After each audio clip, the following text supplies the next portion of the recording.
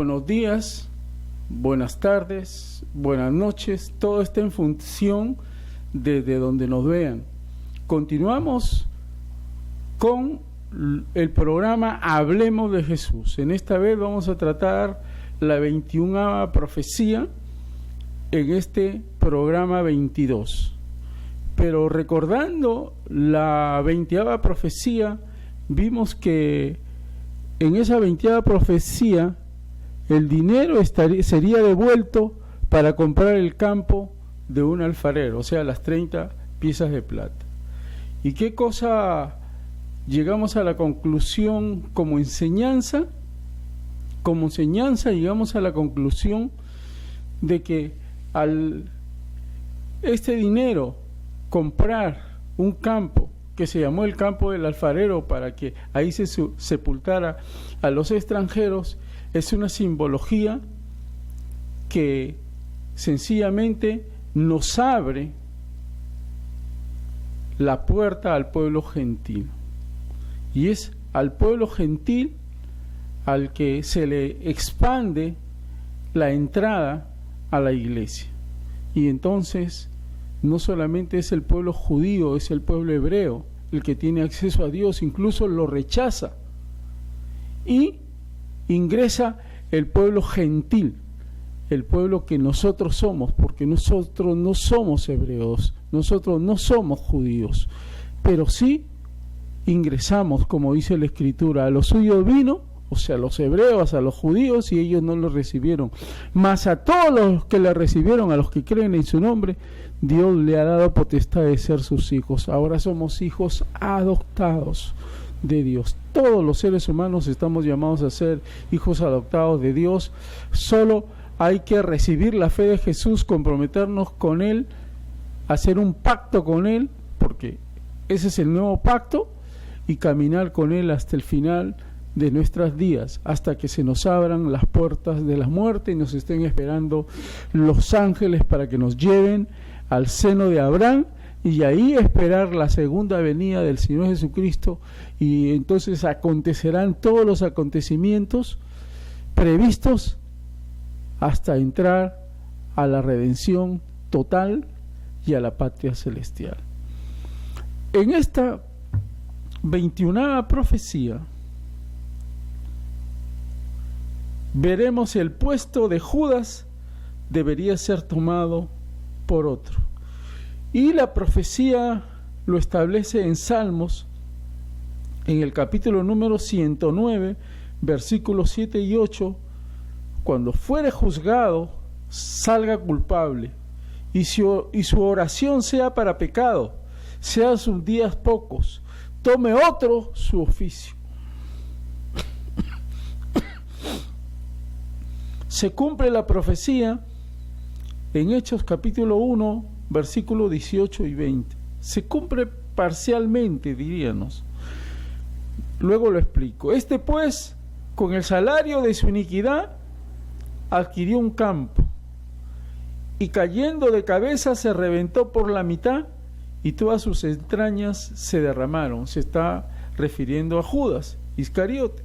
Y fue notorio a todos los habitantes de Jerusalén, de tal manera que aquel campo se llama en su propia lengua Acéldama, que quiere decir campo de sangre, porque está escrito en el libro de los Salmos: se ha hecho desierta su habitación y no haya quien more en ella, y para que tome otro su oficio. Hemos leído Hechos 1, 18 al 20.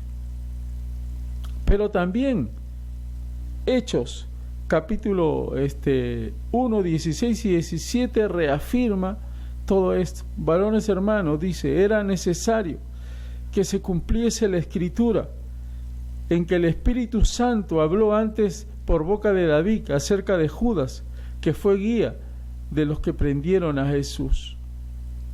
Y era contado con nosotros, y tenía parte en este ministerio. Pero ¿qué hacen los apóstoles? Lo suplantan, ¿no es cierto? pero utilizan no la voluntad de Dios, sino sus temores. No tenían el Espíritu Santo. Entonces, ¿qué hacen en ese momento ellos? Echan suerte, dice, y la suerte cayó sobre Matías y fue contado entre los 12. ¿Esa era la voluntad de Dios? No. Ese puesto, ¿para quién estaba reservado? Para nuestro apóstol, para el apóstol de los gentiles, para Pablo. Pablo, Saulo de Tarso, es el 12º apóstol. Así lo estableció la voluntad de Dios. ¿Cuáles son las palabras más importantes? En la anterior profecía no sacamos ninguna palabra importante. En esta, solo oficio. Es una palabra muy usada en Colombia, ¿no? Por las mujeres. Estoy haciendo oficio, dicen. Bueno, oficio viene del griego, en este caso, para esta cita, del griego episcopé. Se traduce como oficio. Hechos 1:20, otros lo traducen como obispo. Ahora, ¿cuál es la interpretación de esta 29ª profecía? Que Dios tiene un lugar, tiene un don, tiene un ministerio para cada ser humano, independientemente de cómo Dios escoja. Pero eso lo podemos perder si es que no nos enfocamos en Jesús. Todos potencialmente podemos ser hijos adoptivos de Dios. Todos potencialmente podemos ser iglesia. Pero si perdemos la perspectiva con Jesús de Nazaret, acá Jesús de Nazaret es determinante. Entonces, si perdemos la perspectiva con Jesús de Nazaret, otro tomará nuestro lugar. ¿Qué es lo que ocurrió con Judas? Judas perdió la perspectiva con Jesús de Nazaret y fue otro el que tomó su lugar. Él estaba llamado a ser un apóstol de Jesús y lo perdió porque perdió su enfoque en Jesús.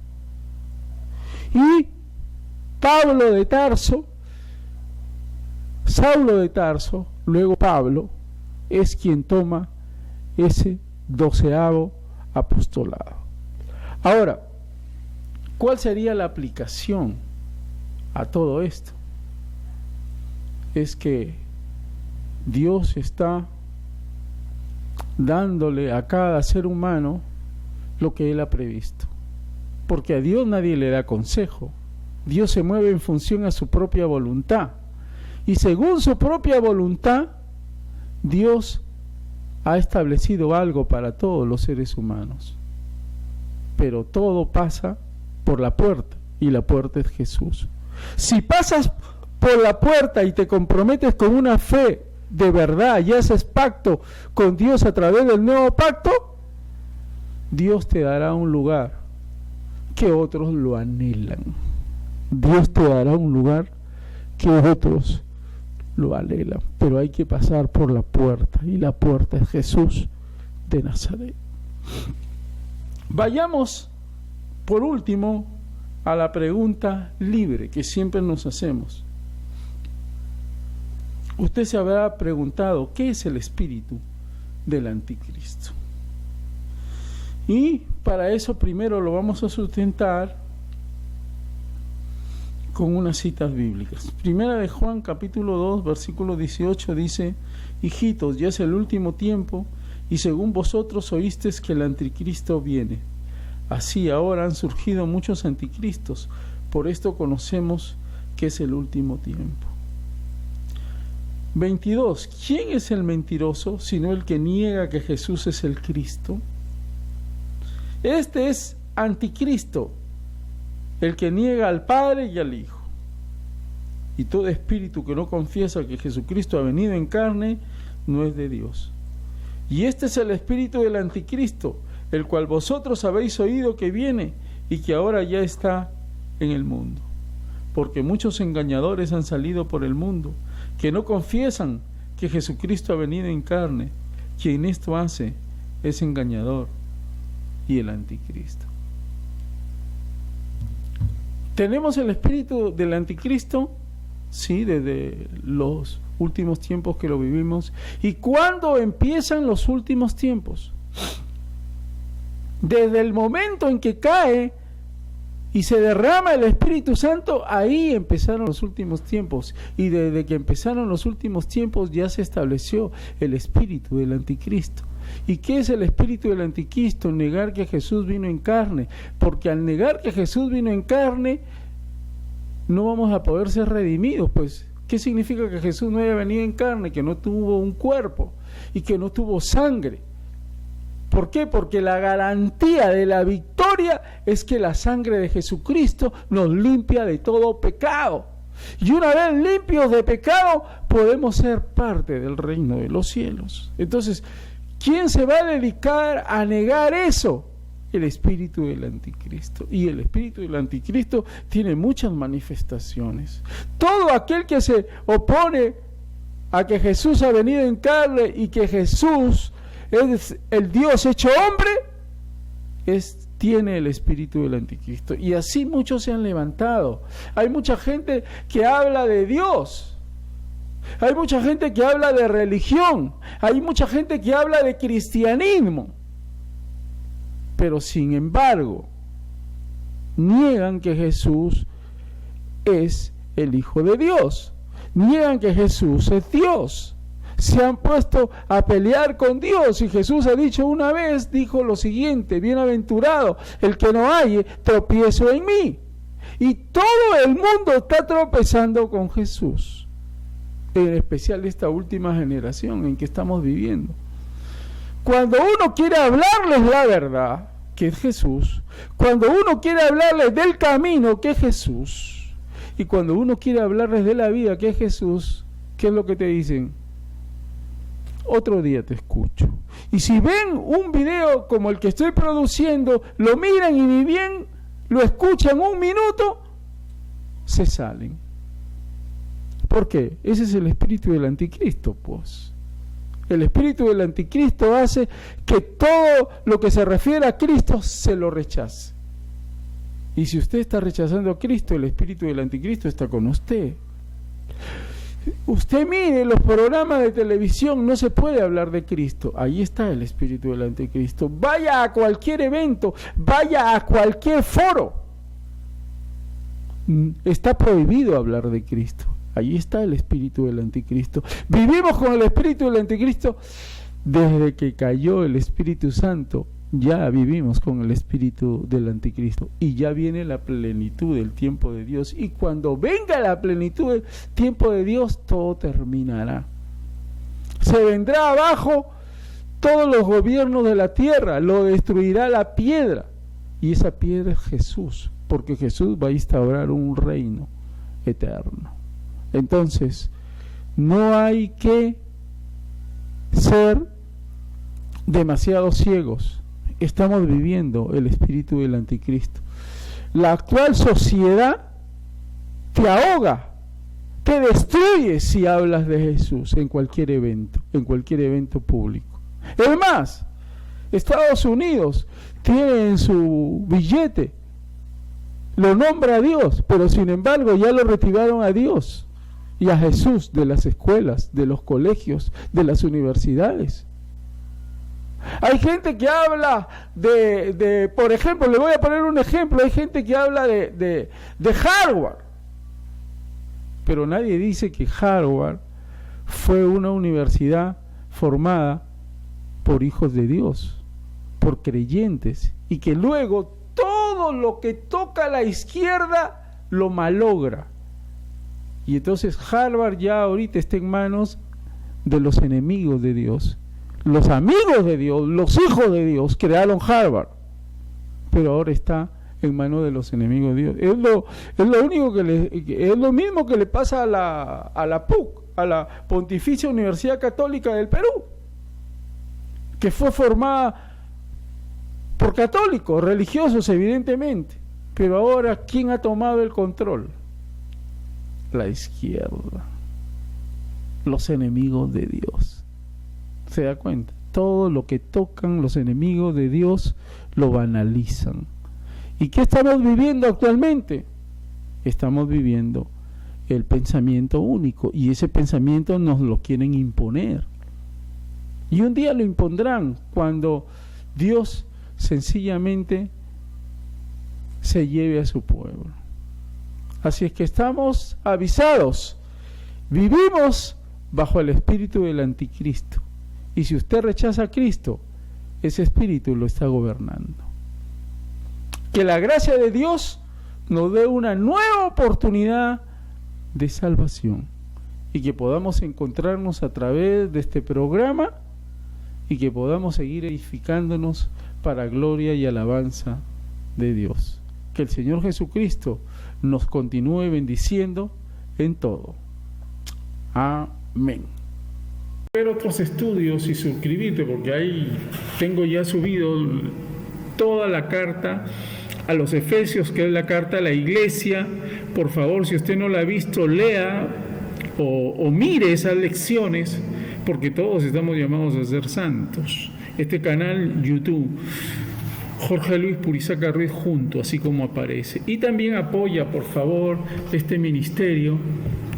Y aquí sí voy a presentarte las citas de Proverbios 11, 24 y 25. Dice: hay quienes reparten y les es añadido más. Esa es la aritmética de Dios. Hay que repartir para ser añadidos más. Y hay quienes retienen más de lo que es justo, pero vienen a pobreza. La avaricia, lo que quiere decir el proverbista, trae pobreza más bien. El alma generosa será prosperada, y el que saciare, él también será saciado. Y hay que mirar también Gálatas, es una cita muy buena. Gálatas, en el capítulo número 6, miremos Gálatas en el capítulo 6, versículo del 6 al 9. El que es enseñado en la palabra, haga partícipe de toda cosa buena al que lo instruye. Si has sido bendecido por este estudio, haz lo que te dice la Escritura. No os engañéis, Dios no puede ser burlado, pues todo lo que el hombre sembrare, de eso también segará. Por el que siembra para su carne, de la carne segará corrupción, mas el que siembra para el Espíritu, del Espíritu segará vida eterna.